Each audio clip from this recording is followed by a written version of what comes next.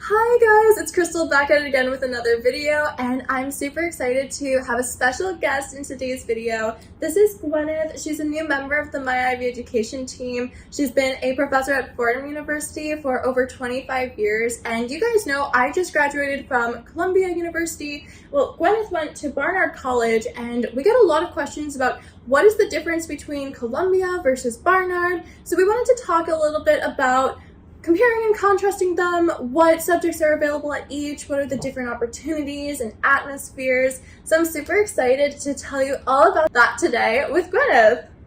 Thank you, Krystle. Hello, everybody. Thanks for that nice introduction. Of course. So Krystle and I are both fortunate enough to be women with Columbia University degrees, but from two different colleges. Now, back when I was in school, the only way that women could attend as undergraduates was at Barnard. It actually changed during my time there, so I can tell a little bit about the history of that. The two schools are wonderful, and they offer very different options educationally, and yet both are housed within the larger Columbia University community. And so happy to answer questions that you have about the differences between the two, and we can help people figure out what might be the right path for them. So before we get into the video, don't forget to like, subscribe, and put on the notifications bell to make sure you get updated every time we post for all that awesome college content. Okay, let's get into it. So quickly before we dive in, Gwyneth was a communication and media studies professor at Fordham, and Gwyneth, would you like to tell them a little bit about what you would be available to mentor? Because as you guys know, we do so much mentoring, college counseling, anything and everything to do with the world of college admissions, tutoring, extracurricular development, anything you guys need, and Gwyneth is here to help with that as well. So first of all, my area of study as an undergraduate was history. And I'm a media historian, so I think about the impact of new media. Now I'm so happy to have joined My Ivy Education. And I'm available to help with a variety of things, from study skills, which I learned as a college professor. I'm especially interested in helping people with their personal statements and application essays. When I was a professor, I put a strong emphasis on helping young people develop their voice. Yes, so as you guys know, we are all about personalizing everything to you and your needs, and a big part of finding your voice is also figuring out what you like, what works for you, and that goes into a lot of these differences between Columbia and Barnard, which we are going to help you guys figure out so you can tell your story and really hone your voice, but then also make sure that you're doing justice to that voice by applying to the schools that make the most sense for you and are that best fit. So, Gwyneth, what would you say is the relationship between Columbia and Barnard anyway? Barnard College is the women's college within the larger university, Columbia University. There are several undergraduate colleges, engineering, the School of General Studies, which is for non-traditional age students, Columbia College, and Barnard College. So there are those options, and only one of them is a single-sex institution. Once upon a time, when I was there, Barnard was the only option for women who were attending.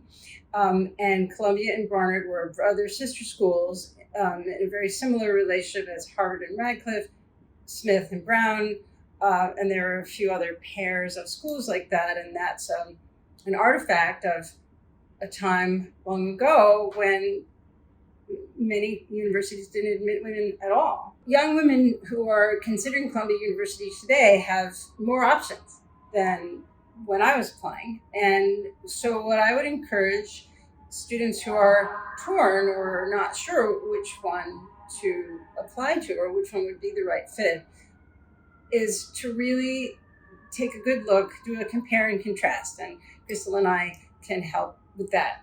Both have access to all of the facilities of Columbia University. Both are in New York City, across the street from each other. They're only separated by Broadway. It's a very similar experience. You're at Morningside Heights.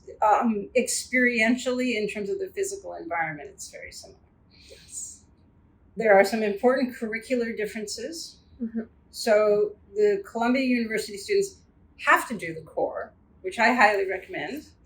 The Barnard students can do the core, or you can pick and choose. And maybe you just want to take a few of the core courses.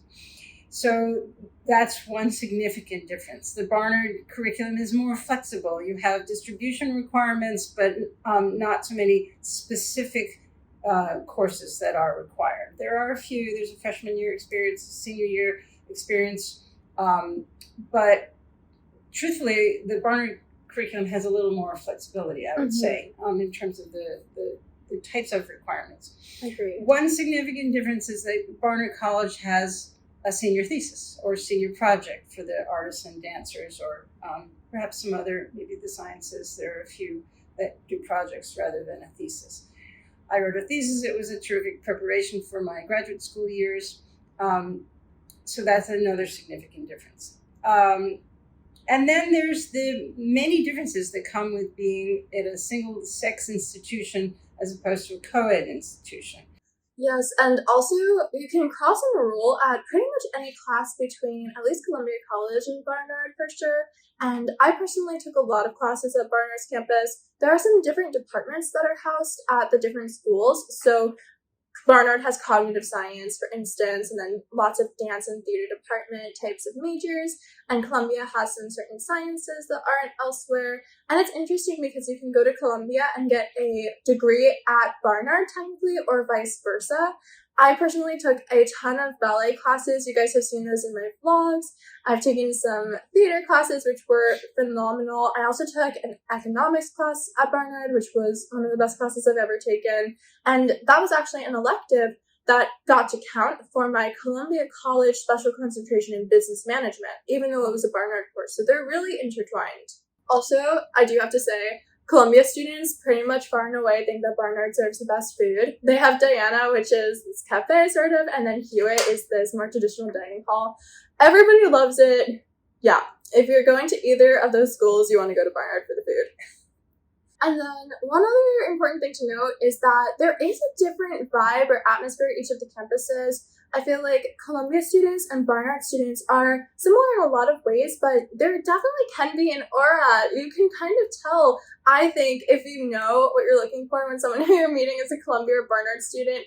Obviously not 100% of the time, but I'd say there are some distinct differences. I feel like Barnard students are amazing at self-expression.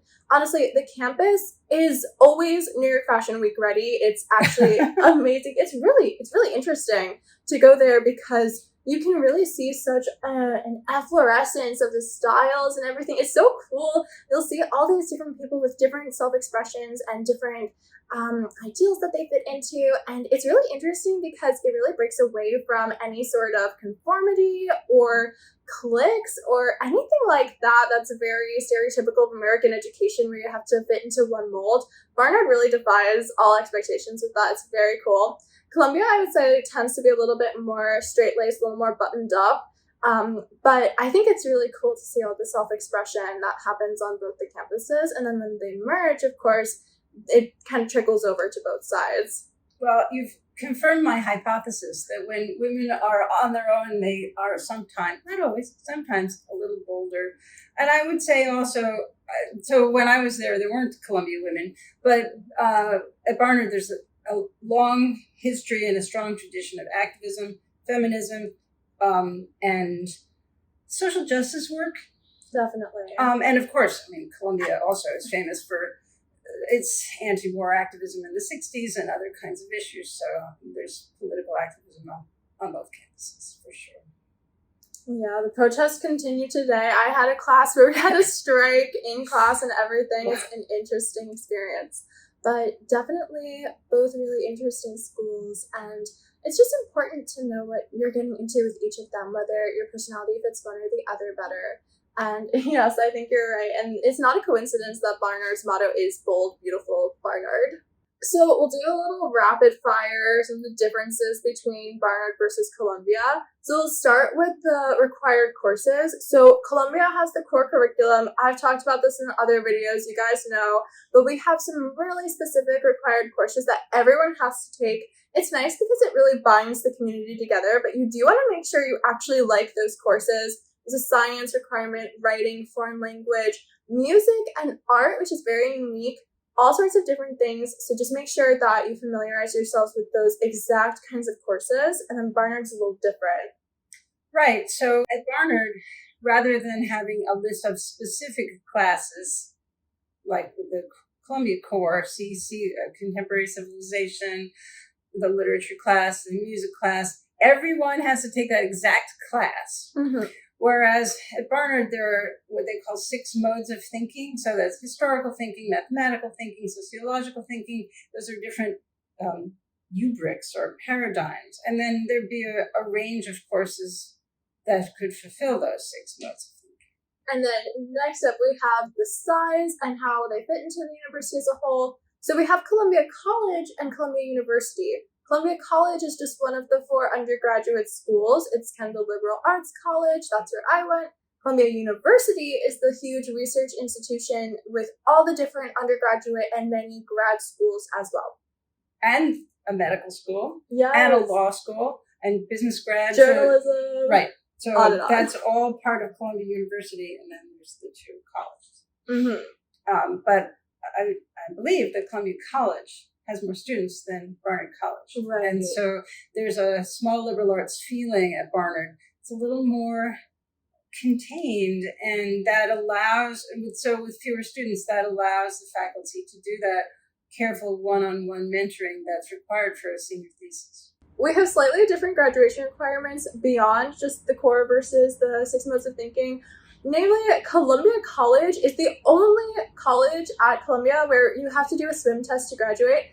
Not me. I got it waived because of COVID. We love that. But Barnard doesn't have to do the swim test. Cornell also has a swim test. It's interesting. It's like an old Ivy League tradition that just a few of the schools still have. Also, Columbia Engineering does not have to do the swim test. Kind of a side note, but we like to say that's because the engineers can just build a raft or something. That's what they're going to school for. But yeah, Columbia College, you're going to have to swim a few laps if you want to graduate. Barnard does have a PE requirement, but you can take a variety of classes. I think I took yoga. I'm actually remembering taking yoga. I did ballet for my other PE requirement beyond the swim test. It's a good experience. They also have completely different application systems. So when you go in the Common App or Coalition app, you separately select Columbia and Barnard. And then they also have different application questions. So this is something we've both had a lot of very recent experience with. It's college application season. We are working with our students, going through all these questions. So they're very much at the forefront of our minds. For Columbia, they're very unique. They ask a lot of lists of the books that you read, the movies you watch, TV shows, museums and lectures that you go to, the music you listen to. It's interesting. They also ask, of course, your run-of-the-mill essay questions. Why Columbia? Why the major that you want to do? And then they kind of switch up the others each year. Sometimes something about how you're making your community a better place. This year, there's a teeny tiny 35-word question about what gives you joy, which is really nice. But it's pretty different from Barnard's questions this year. So Barnard, true to the Barnard tradition of celebrating the role of women in society, asks about who your female role models. One of the things that I like to do when I'm working with students on their personal essay is to invite them to think about people who inspire them. That can help you reach inside and say, there's something about this woman that inspires me, and I would like to build a life that reflects some of those traits. So some classes are harder or easier depending on if you take them at Columbia or Barnard. And sometimes there are just similar levels of difficulty, but you have more options. Like as a creative writer, there's the creative writing major housed at Columbia, but Barnard has some creative writing classes as well. I took playwriting over there. And then a lot of people find Columbia bio a lot harder. It's kind of the killer course, the weed out course for everyone. And you can't even take it as a freshman at Columbia in particular. And then at Barnard, I've heard a lot of people say that some of the pure math courses can be really killer. So there's a lot of cross enrollment. You'll see people kind of finagling their schedules depending on if they need a little bit of an easy A or if they're hardcore studying for the MCAT or something like that. And then just one more thing is that they have different events that they host, but they're usually all open to different students from different schools. I have a really good memory from freshman year of going to Barnard's Athena Film Festival, where they feature all these films by women directors, and I saw this amazing film with the group of friends I went with. Oh my goodness, it was tragic, heartbreaking, but amazing. And I would have gone every year if not for COVID. So 10 out of 10 would recommend that. They do a great job of showcasing those female role models, just like you were mentioning. So I just want to tell the story, at least from my memory, from having lived through the period when Columbia University was going through a transition similar to transitions that several other schools went through during the 70s and 80s and 90s as feminism was expanding in our society, and some universities that had two separate undergraduate colleges were starting to merge them. Harvard and Radcliffe are a good example. It's expensive for universities to run two parallel undergraduate colleges for two different genders. So Columbia University, while I was at Barnard, was pressuring Barnard College to merge with Columbia College so that then they would be more economically efficient, make it just one big co-ed institution. And Barnard held out because of this tradition of women's education. And the Columbia University had a kind of a form of pressure. They said to Barnard, if you don't merge with Columbia College will go co-ed and become a competitor with Barnard. And Barnard said, go ahead. And so that is the story. And I remember there were essays and debates and people were discussing it. And I feel proud as a Barnard alum that the institution held strong. And now we have this institution that offers women more options than the men have. So that's pretty cool too. I just want to let people know some of the different kinds of things that I offer support in addition to college essay support and study skills. My undergraduate degree was in American history. So I'm especially interested in helping people out with AP American history, or even if you're just taking a history class and you need some support there. I also, with my background in communication and media studies, I know it's not as common in high schools, but if you are fortunate enough to have a class on media studies, or if you're writing a paper or a project for another class, and you're particularly interested in thinking about the role of the media or journalism or film, television, entertainment, I love to think and talk about those topics. And in addition, I've recently become certified as a digital wellness educator. I've gotten especially interested in the phenomenon of digital addiction and digital distraction. Yeah, guys, be on the lookout for a digital wellness course from Gwyneth on our website very soon as well. That's going to be coming out as well. And you guys know we work with a lot of students from places like the Stanford University Online High School and just a ton of online schoolers, homeschoolers. That's my background. So I completely agree. This is very important stuff. And so we are super excited to nurture you guys with that as well. So one thing that I want to address, it's not something that I experienced, again, because when I was there were no Columbia women. But as an alum, I've heard it mentioned, and you and I were just talking, and you confirmed that, sadly, there are stereotypes whenever there's different groups of people. Stereotypes arise about how they're different. So there's Columbia women and Barnard women, and inevitably, because human beings seem to do this, we make stories about how two different groups of people are different, even if they have a great deal in common. They're all women at Columbia University. So this is, I want to speak directly to any women out there who might be feeling like, oh, Columbia College is better because the men are there. No, the men are there if you like dating men, they're there and you can go date them. But or be in school with them. And of course, the world is co-ed and we all need to learn how to work and live with all kinds of people. But I would say to those of you who have any kind of feelings like that, like check your own internalized misogyny, ladies, because these are two excellent schools. And just because the boys are on one side of the street doesn't make the other college less than. In fact, if anything, it's very unique. There are not that many single-sex institutions for women left. And we need strong leaders, and you're all going to be the next generation of women who can help change the world, and the world sure needs a lot of changing. And so if you can attend a school that's going to help you get even stronger and braver, and if you think that it might make a difference for you, I encourage you not to feel that there's anything lesser about Barnard. It is a jewel, and I feel very, very grateful to be a Barnard alum, and look forward to having some of you join me in the alum sisterhood. Yes, and now that we have the choice of which to apply to as women, I know so many Barnard women who would not have wanted to go to Columbia, who had Barnard as their absolute first choice. There are, a lot of stereotypes where sometimes, it's a backdoor into Columbia or something like that, or a second choice. That is so untrue and just ridiculous, because the Barnard women are some of the most intelligent people on the entire campus. They are fabulous, and the campus would not be the same without Barnard. All of the schools are really important, and I think it's so necessary to see how unique Barnard is, and that's why we made this video, to show that Columbia and Barnard are distinct, and it's important to know what matches your personality best. We really think that it's so necessary to really let your voice shine through, and that will also help you decide which college is best for you. So if you can combine knowing the differences between them, knowing what makes them personalized, and then you can personalize your own application, that's really going to be that best of both worlds, where you're going to be golden. You'll have the school that is the right place for you, and then you can convey that in your application.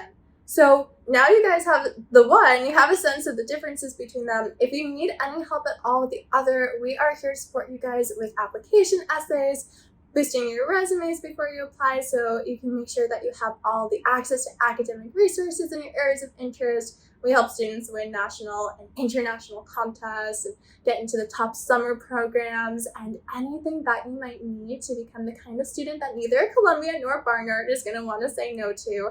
So definitely don't hesitate to reach out. We've got your back. And if you enjoyed this video, don't forget to like, subscribe, and turn on the notifications bell for lots more videos all about college tips, academic information, everything that you need to know. And share this video with your friends, because friends help friends, you guys. Thank you so much for doing this with me, Gwyneth. My pleasure, and I look forward to helping all of you. See you guys in the next video.